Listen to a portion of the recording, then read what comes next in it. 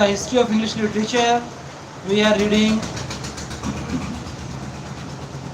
Victorian age, its historical background, summary related to it. Amid the multitude of social and political forces of this great age, four things stand out clearly. First, the long struggle of the Anglo-Saxons for personal liberty is definitely settled and democracy becomes the established order of the day. The king who appeared in an age of popular weakness and ignorance, and the peers who came with the Normans in triumph are both stripped of their power and left as figureheads of a past civilization. The last vestige of personal government and of the divine right of rulers disappears. The House of Commons becomes the ruling power in England, and a series of new reform bills rapidly extend the suffrage until the whole body of English people choose for themselves the man who shall represent them. Second, because it is an age of democracy, it is an age of popular education, of religious tolerance, of growing brotherhood, and of profound social unrest. The slaves had been freed in 1833, but in the middle of the century, England awoke to the fact that slaves are not necessarily Negroes, stolen in Africa to be sold like cattle in the marketplace, but that multitudes of men, women, and little children in the mines and factories were victims of a more terrible industrial and social slavery. To free these slaves also, the unwilling victims of our unnatural competitive methods, has been the growing purpose of the Victorian age until the present day. Third, because it is an age of democracy and education, it is an age of comparative peace. England begins to think less of the pomp and false glitter of fighting and more of its moral evils, as the nation realizes that it is the common people who bear the burden and the sorrow and the poverty of war, while the privileged classes reap most of the financial and political rewards. Moreover, with the growth of trade and of friendly foreign relations, it becomes evident that the social equity for which England was contending at home belongs to the whole race of men. That brotherhood is universal, not insular. That a question of justice is never settled by fighting, and that war is generally unmitigated horror and barbarism. Tennyson, who came of age when the great reform bill occupied attention, expresses the ideals of the liberals of his day who proposed to spread the gospel of peace till the war drum throbs no longer and the battle flags were felt in the Parliament of Men, the Federation of the World. Fourth, the Victorian age is especially remarkable because of its rapid progress in all the arts and sciences and in mechanical inventions. A glance at any record of the industrial achievements of the 19th century will show how vast they are, and it is unnecessary to repeat here the list of the inventions, from spinning looms to steamboats, and from matches to electric lights. All these material things, as well as the growth of education, have their influence upon the life of a people, and it is inevitable that they should react upon its prose and poetry. Though as yet we are too much absorbed in our science and mechanics to determine accurately their influence upon literature.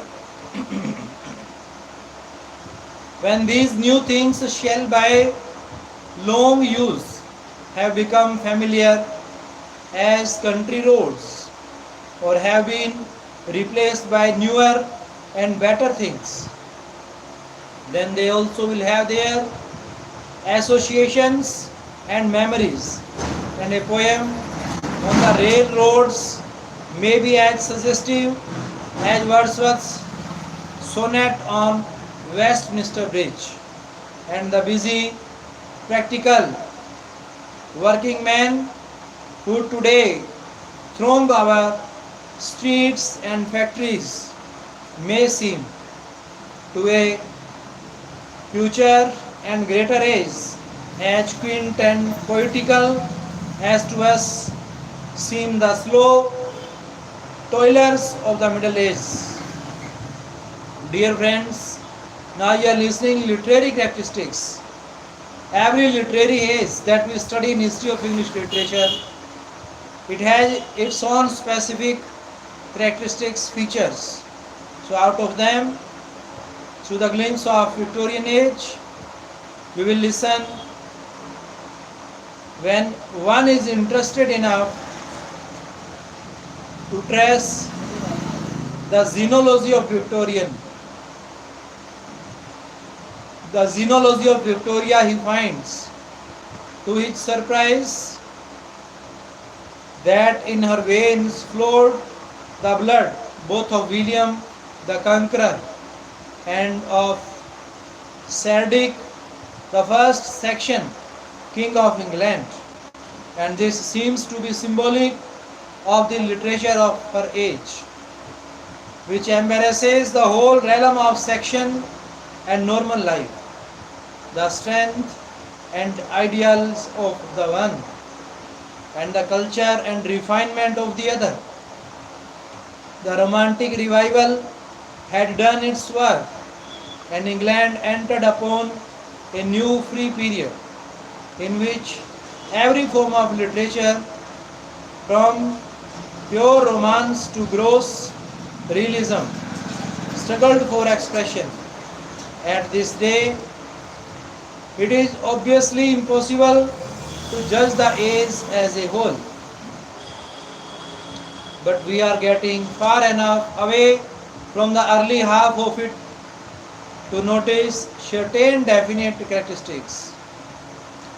First, though the age produced many poets and two who deserve to rank among the greatest, nevertheless, this is emphatically an age of prose, and since the number of readers has increased 1,000-fold with the spread of popular education, it is the age of the newspaper, the magazine, and the modern novel, the first two being the story of the world's daily life, and the last our pleasantest form of literary entertainment as well as our most successful method of presenting modern problems and modern ideals. The novel in this age fills a place which the drama held in the days of Elizabeth, and never before in any age or language has the novel appeared in such numbers and in such perfection. The second marked characteristic of the age is that literature, both in prose and poetry, seems to depart from the purely artistic standard of art for art's sake and to be actuated by a definite moral purpose. Tennyson, Browning, Carlyle, Ruskin, who and what were these men if not the teachers of the England? Not vaguely and definitely, with superb faith in their message and with the conscious moral purpose to uplift and to instruct. Even the novel breaks away from Scott's romantic influence and first studies life as it is and then points out what life may and ought to be. Whether we read the fun and sentiment of Dickens, the social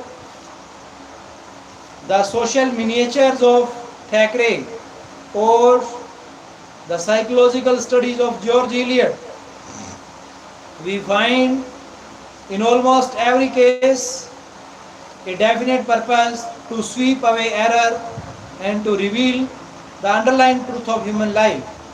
So the novel sought to do for society in this age precisely what Lyell and Darwin sought to do for science, that is to find the truth and to show how it might be used to uplift humanity. Perhaps for this reason, the Victorian age is emphatically an age of realism rather than of romance, not the realism of Zola and Ibsen, but a deeper realism which strives to tell the whole truth, showing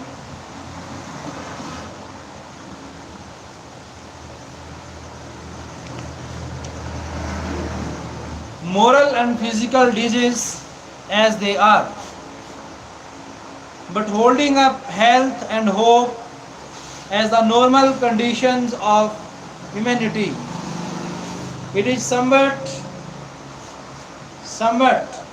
customary to speak of this age as an age of doubt and pessimism, following the new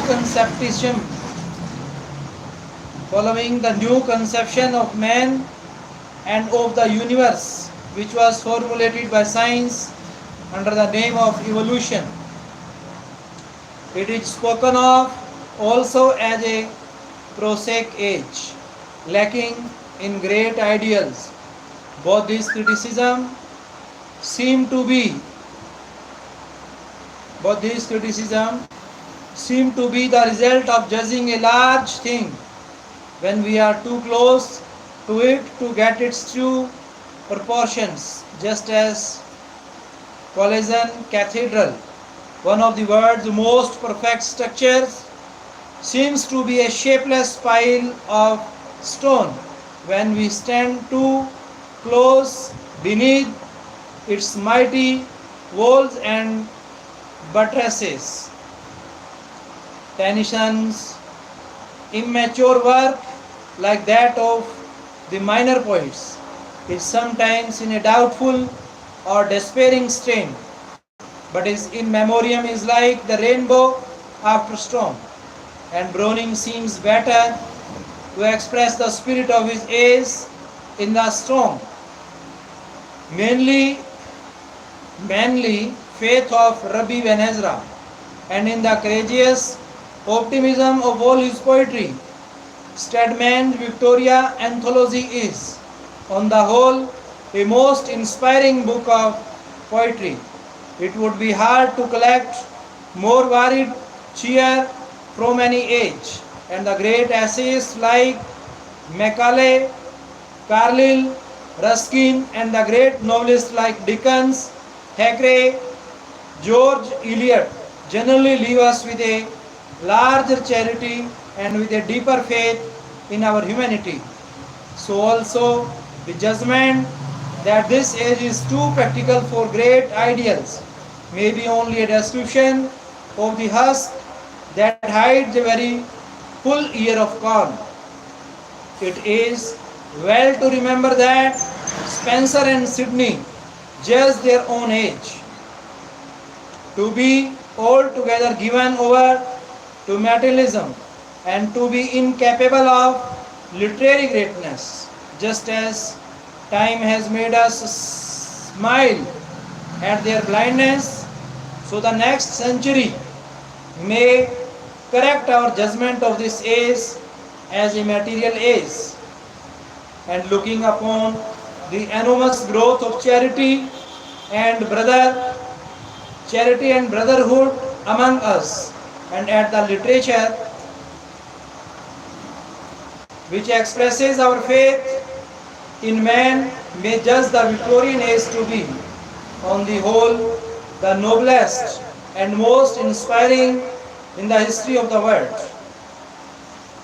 The poets of the Victorian age, Alfred Lord Tennyson, from 1809 to 1892, O young mariner, you from the heaven, under the sea cliff, you that are watching the grey magician with eyes of wonder, I am Merlin and I am dying.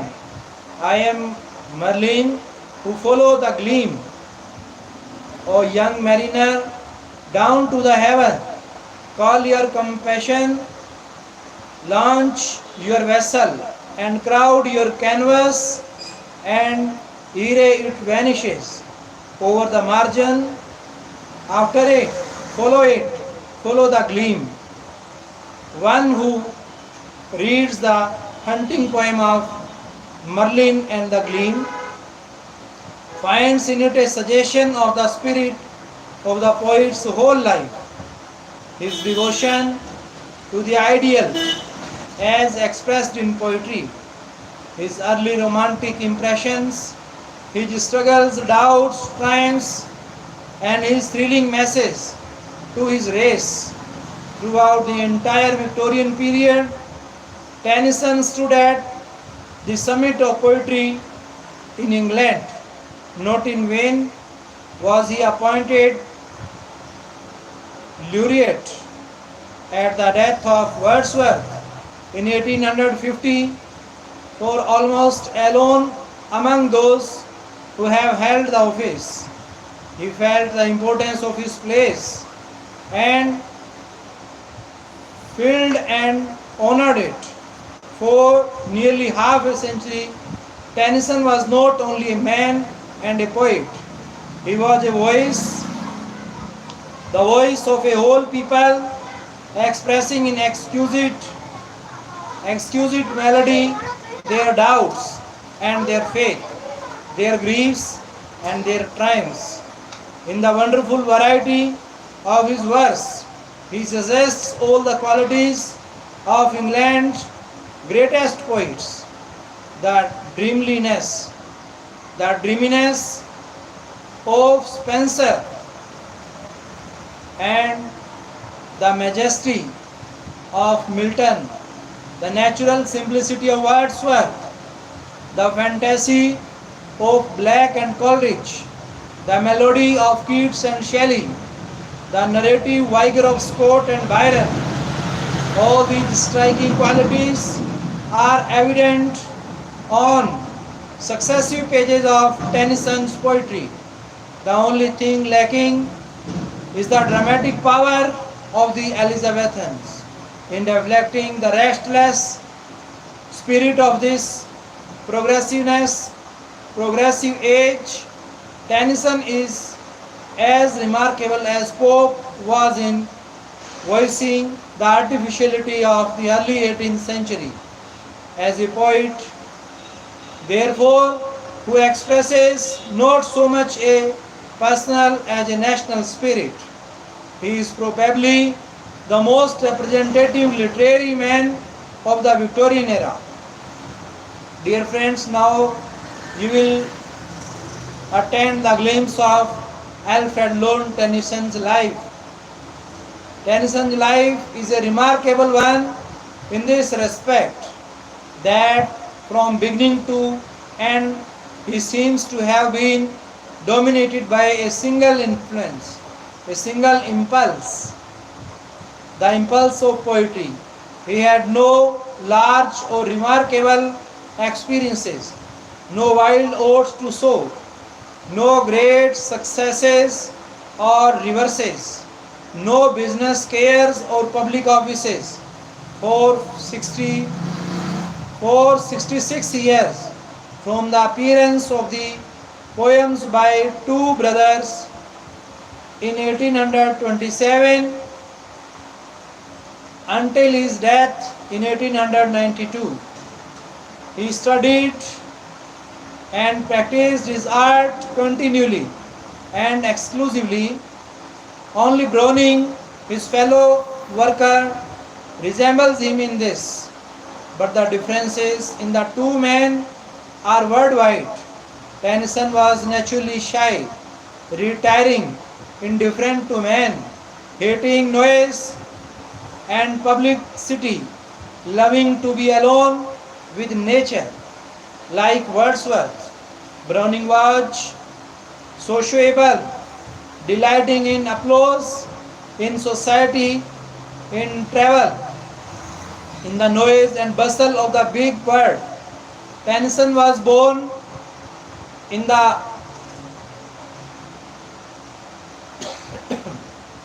Tennyson was born in the rectory of Somersby, Lincolnshire in 1809. The sweet influences of his early natural surroundings can be better understood from his early poems than from any biography. He was one of the 12 children of the Reverend George Clayton. Tennyson, a scholarly clergyman, and his wife Elizabeth Fitchie, a gentle, lovable woman, not learned save in gracious household ways, to whom the poet pays a son's loyal tribute near the close of The Princess. It is interesting to note that most of these children were poetically inclined, and that two of the brothers, Charles and Frederick, gave far greater promise than did Alfred. When 7 years old, the boy went to his grandmother's house at Louth in order to attend a famous grammar school at that place. Not even a man's memory, which generally makes light of hardship and glorifies early experiences, could never soften Tennyson's hatred of school life. His complaint was not so much at the roughness of the boy, which had so frightened Cooper, as at the brutality of the teachers, who put over the school door a raised Latin inscription translating Solomon's barbarous advice about the road and the child. In these psychological days, when the child is more important than the curriculum, and when we teach girls and boys rather than Latin and arithmetic, we read with wonder Carlyle's description of his own schoolmaster, evidently a type of his kind, who knew of the human soul thus much that it had a faculty called memory and could be acted on through the muscular integ- through the muscular integument by the appliances of birth roads. After 4 years of most satisfactory school life, Tennyson returned home and was fitted for the university by his scholarly father. With his brothers, he wrote many verses, and his first efforts appeared in a little volume called Poems by Two Brothers in 1827. The next year, he entered Trinity College, Cambridge, where he became the center of a brilliant circle of friends, chief of whom was the young poet Arthur Henry Hallam. Dear friends, in this series you are listening the glimpse of literature, how literature creates the autobiographies of the different persons. At the university, Tennyson soon became known for his poetical ability, and 2 years after his entrance, he gained the prize of the Chancellor's Medal for a poem called Timbuktu.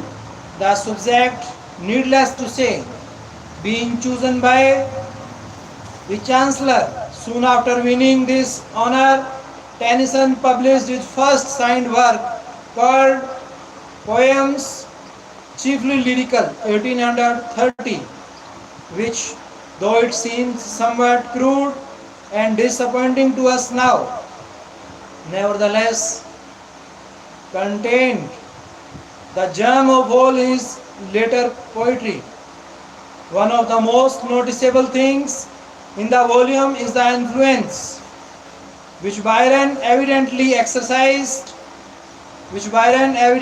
exerted over the poet in his early days, and it was perhaps due largely to the same romantic influence that Tennyson and his friend Hallam presently sailed away to Spain with the idea of joining the army of insurgents against King Ferdinand, considered purely as a revolutionary venture.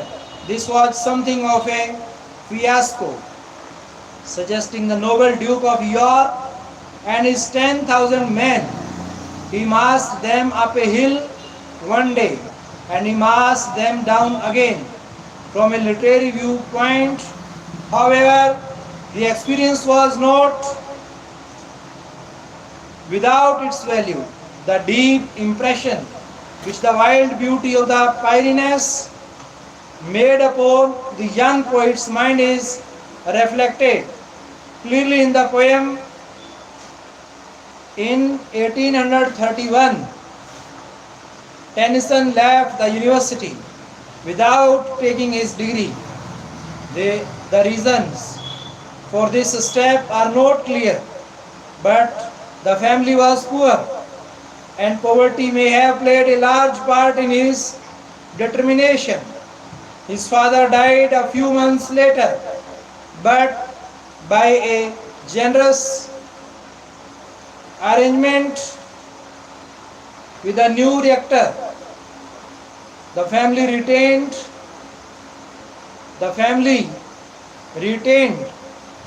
rectory of some Somersby, and here for nearly 6 years Tennyson lived a retirement which strongly suggests Milton at Horton. He read and studied widely, cultivated an intimate acquaintance with the nature, thought deeply on the problems suggested by the Reform Bill, which was then agitating England, and during his leisure hours wrote poetry. The first fruits of this retirement appeared late in 1832 in a wonderful little volume bearing the simple name Poems. As the work of a youth only 23, this book is remarkable for the variety and melody of its verse.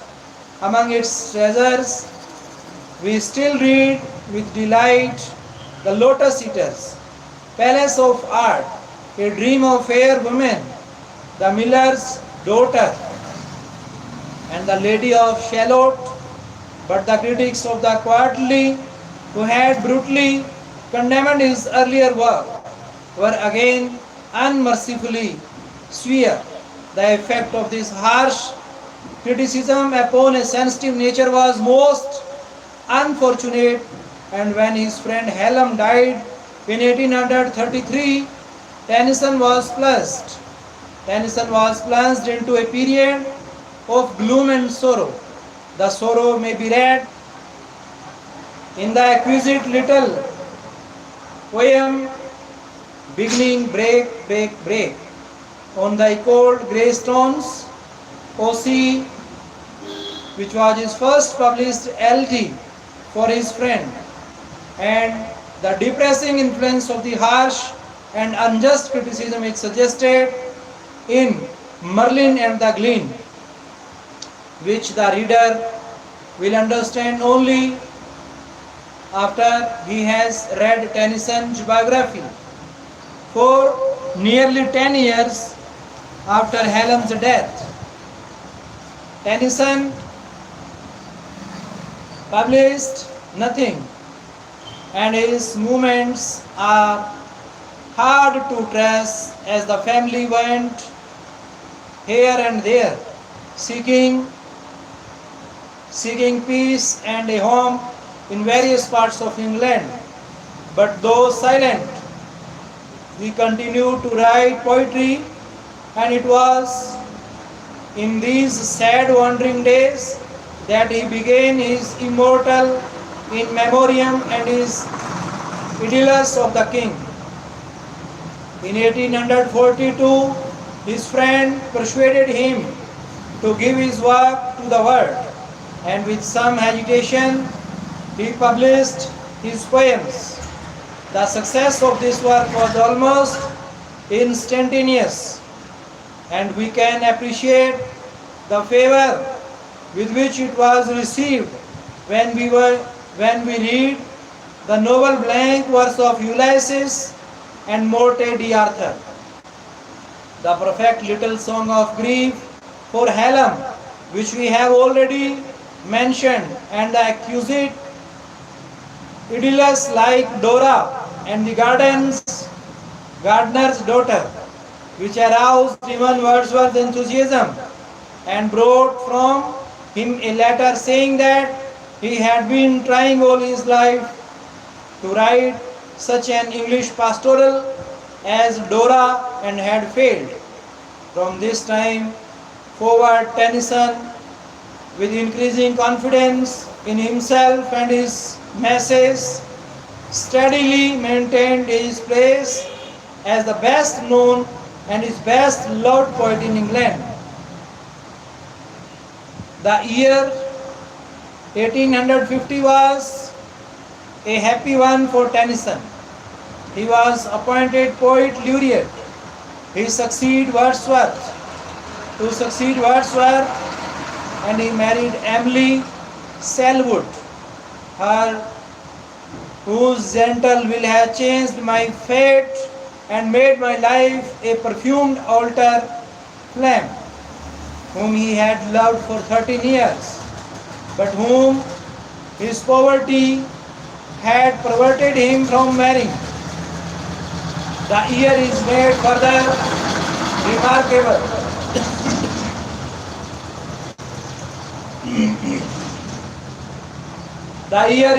further remarkable by the publication of In Memoriam, probably the most enduring of his poems, upon which he had worked at intervals for 16 years.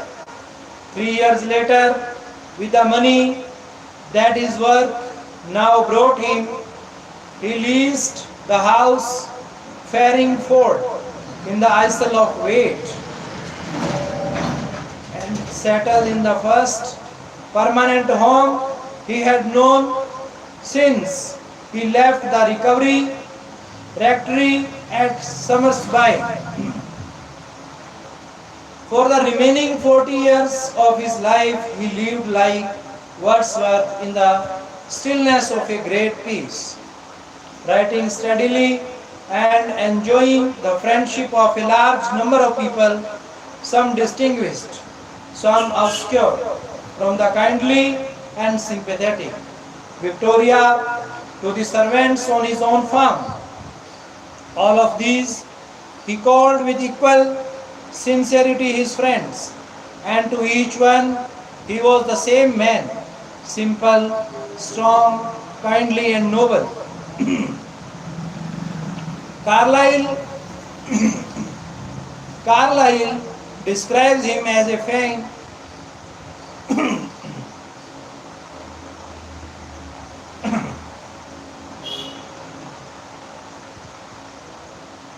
Carlyle describes him as a fine, large-featured, dim-eyed, bronze-colored, shaggy-headed man, most restful, brotherly, solid-hearted, loving solitude and hating publicity as he did.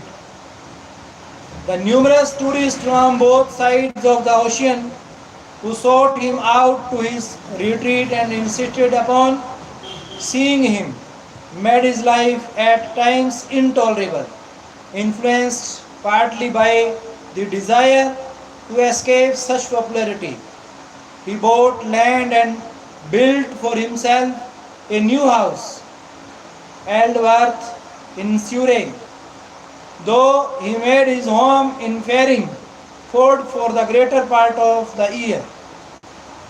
His labor during these years and his marvelous freshness and youthfulness of feeling are best understood by a glance at the contents of his complete works. Inferior points like The Princess, which was written in the first flush of his success, and his dramas, which were written against the advice of his best friends, may easily be criticized, but the bulk of his verse shows an astonishing originality and vigor to the very end. He died very quietly at the Aldworth, with his family about him in the moonlight, and beside him a volume of Shakespeare open at the Darch in Cymbeline. Fear no more the heat or the sun, nor the furious winter's rages, though thy worldly task haste done, home art gone, and turn thy wages.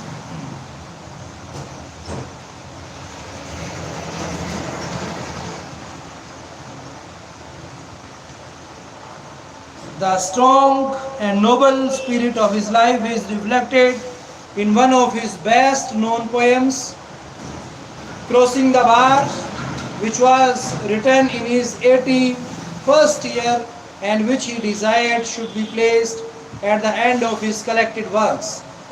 Sunset and evening star, and one clear call for me, sunset and evening star, and one clear call for me, and may there be no morning of the bar when I put out to sea, but such a tide as moving seems asleep, though full for sound and form, when that which drew from out the boundless deep turns again home. Twilight and evening bell, and after that the dark, and may there be no sadness of farewell when I embark. For though from out our bourne of time and place, the flood may bear me far, I hope to see my pilot face to face when I have crossed The bar. Works. What works were done and written by the different Victorian poets? This is a glimpse of them. At the outset of our study of Tennyson's works, it may be well to record two things by way of suggestion. First, Tennyson's poetry is not so much to be studied as to be read and appreciated. He is a poet to have open on one's table and to enjoy as one enjoys his daily exercise. And second, we should by all means begin to get acquainted with Tennyson in the days of our youth. Unlike Browning, who is generally appreciated by more mature minds, Tennyson is for enjoyment, for inspiration, rather than for instruction. Only youth can fully appreciate him, and youth, unfortunately, except in a few rare, beautiful cases, is something which does not dwell with us long after our school days. The secret of poetry, especially of Tennyson's poetry, is to be eternally young and like Adam in paradise, to find every morning a new word, fresh, wonderful, inspiring, as if just from the hands of God. Except by the student eager to understand the whole range of poetry in this age. Tennyson's earlier poems and his later dramas may well be omitted. Opinions vary about both, but the general judgment seems to be that the earlier poems show too much of Byron's influence, and their crudeness suffers by comparison with the exclusively finished work of Tennyson's middle life of dramatic works. He wrote 7, his great ambition being to present a large part of the history of England in a series of dramas. Becket was one of the best of these works and met with considerable favor on the stage. But like all the others, it indicates that Tennyson lacked the dramatic power and the humor necessary for a successful playwright. Among the remaining poems, there is such a wide variety that every reader must be left largely to follow his own delightful choice of the poems of 1842. We have already mentioned those best worth reading. The Princess, a medley 1847, a long poem of over 3,000 lines of blank verse. In Tennyson's answer to the question of women's rights and women's sphere, which was then, as in our own day, strongly agitating the public mind. In this poem, a baby finally solves the problem which philosophers have pondered over since man began to think correctly about human society. A few exquisite songs like Tears, Idle Tears, Bugle Song, and Sweet and Low form the most delightful part of this poem, which in general is hardly up to the standard of the poet's later work. Maud 1855 is what is called in literature a monodrama, telling the story of a lover who passes from morbidness to ecstasy, then to anger and murder, followed by insanity and recovery. This was Tennyson's favorite, and among his friends, he read aloud from it more than from any other poem. Perhaps if we could hear Tennyson read it, we should appreciate it better. But on the whole, it seems overwrought and melodramatic. Even its lyrics like "Come into the Garden" mode, which make this work a favorite with young lovers, are characterized by prettiness rather than by beauty or strength. Perhaps the most loved of all Tennyson works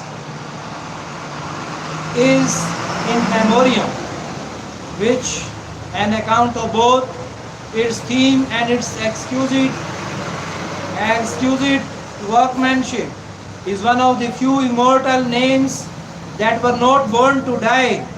The immediate occasion of this remarkable poem was Tennyson's profound personal grief at the death of his friend Hallam. As he wrote lyric after lyric, inspired by this sad subject, the poet's grief became less personal, and the greater grief of humanity, mourning for its dead and questioning its immortality, took possession of him. Gradually, the poem became an expression, first of universal doubt and then of universal faith, a faith which rests ultimately not on reason or philosophy, but on the soul's instinct for immortality. The immortality of human love is the theme of the poem, which is made up of over 100 different lyrics. The movement takes us through 3 years, rising slowly from poignant sorrow and doubt to a calm peace and hope, and ending with a noble hymn of courage and faith, a modest courage and a humble faith, love inspired, which will be a favorite as long as saddened men turn to literature for consolation. Though Darwin's greatest books had not yet been written, science had already overturned many old conceptions of life, and Tennyson, who lived apart and thought deeply on all the problems of his day, gave this poem to the world as his own answer to the doubts and questionings of men. This universal human interest, together with its exquisite form and melody, makes the poem in popular favor at least the supreme throndy or elegiac poem of our literature. Though Milton Lycidas is from the critical viewpoint undoubtedly a more artistic work.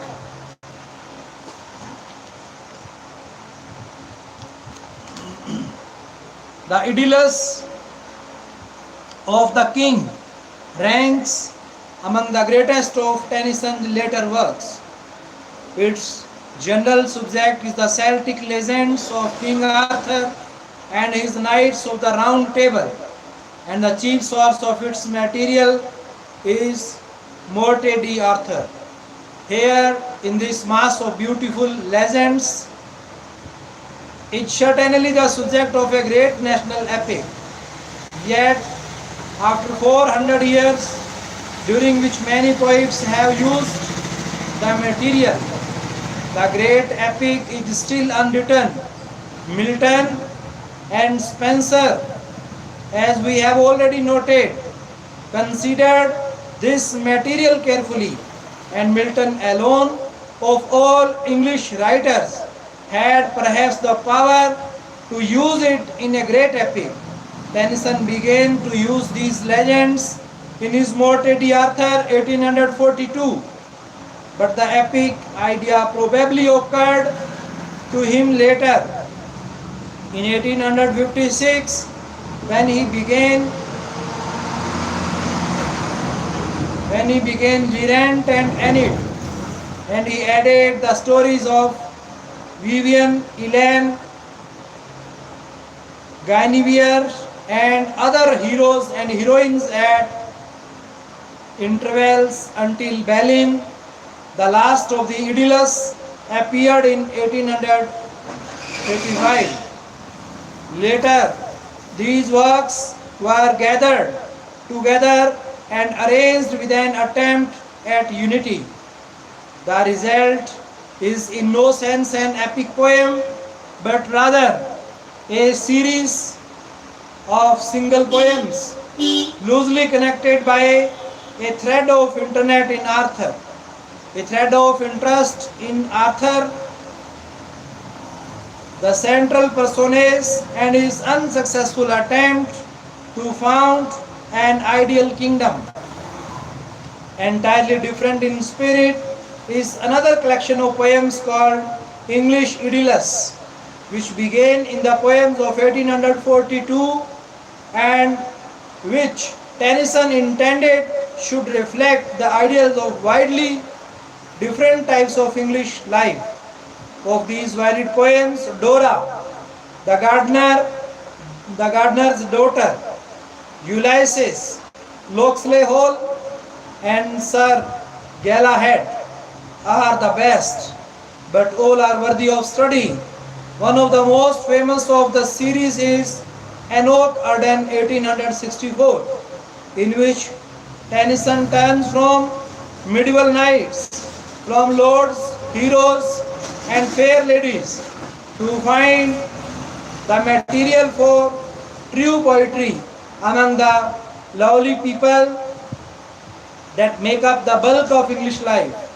Its rare melody, its sympathy for common life, and its revelation of the beauty and the heroism which hide in humble men and women everywhere made this work an instant favorite. Just by its sales alone, it was the most popular of his works during the poet's lifetime. Tennyson's later volumes like the Ballads 1880 and Demeter 1889 should not be overlooked since they contain some of the best work. The former contains stirring war songs like The Defense of Lucknow and pictures of wild, passionate grief like Rizfath. The latter is notable for Romne Remorse, a wonderful place of work. Merlin the Glean, which expresses the poet's lifelong ideal, and several exquisite little songs like the Thoshal and the Oak, which show how marvelously the aged poet retained his youthful freshness and inspiration. Here certainly is variety enough to give us long years of literary enjoyment, and we need hardly mention miscellaneous poems like The Brook, The Charge of the Light Brigade, which are known to every schoolboy, and Wages, and the higher Pantheism, which should be read by every man who thinks about the old problem of life and death. Dear friends, we are getting the glimpse of Victorian age characteristics of Tennyson's poetry. If we attempt to sum up the quality of Tennyson as shown in all these works, the task is a difficult one. But three things stand out more or less plainly. First, Tennyson is essentially the artist. No other in his age studied the art of poetry so constantly or with such singleness of purpose, and only Swinburne reveals him in melody and the perfect finish of his verse. Second, like all the great writers of his age, he is emphatically a teacher, often a leader. In the preceding age, as the result of the turmoil produced by the French Revolution. Lawlessness was more or less common, and individuality was the rule in literature. Tennyson's theme, so characteristic of his age, is the reason of order, of law in the physical world, producing evolution, and of law in the spiritual world, working out the perfect man in memoriam, idylls of the king, the princess. Here are three widely different poems, yet the theme of each, so far as poetry is kind of spiritual philosophy and waits its words before it utters them, is the orderly development of law in the natural and in the spiritual world. This certainly is a new doctrine in poetry. This certainly is a new doctrine in poetry, but the message does not end here. Law implies a source, a method, an object. Tennyson, after facing his doubts honestly and manfully, finds law even in the sorrows and losses of humanity. He gives this law an infinite and personal sources, and finds the supreme purpose of all law to be a revelation of divine love. All earthly love therefore becomes an image of the heavenly, but first perhaps attracted readers to Tennyson as to Shakespeare. Was the character of his women pure, gentle, refined beings whom we must revere as our Anglo-Saxon forefathers revered the women they loved. Like Browning, the poet had loved one good woman supremely, and her love made clear the meaning of all life. The message goes one step further. Because law and love are in the world, because love and law are in the world, faith is the only reasonable attitude toward life and death, even though we understand them not.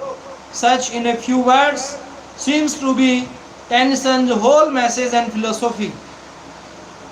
If we attempt now to fix Tennyson's permanent place in literature as a result of his life and work, we must apply to him the same test that we applied to Milton and Wordsworth, and indeed to all our great poets, and ask with the German critics, what new thing has he said to the world or even to his own country? The answer is frankly that we do not yet know surely, that we are still too near Tennyson to judge him impersonally. This much, however, is clear. In a marvelously complex age and amid 100 great men, he was regarded as a leader. For a full half century, he was the voice of England. He was the voice of England, loved and honored as a man and a poet, not simply by a few discerning critics, but by a whole people that do not easily give their allegiance to any one man. And that for the present is Tennyson sufficient eulogy. Robert Browning, 1812 to 1889. Dear friends, you know that there were numberless poets, novelists, dramatists, those who wrote in appreciation of this Victorian age, in appreciation of Queen Victoria. Out of them you will read Queen Victoria as a ruler who was really a bold and provided the rights to the every citizen of that nation freely. So I thank again all of you.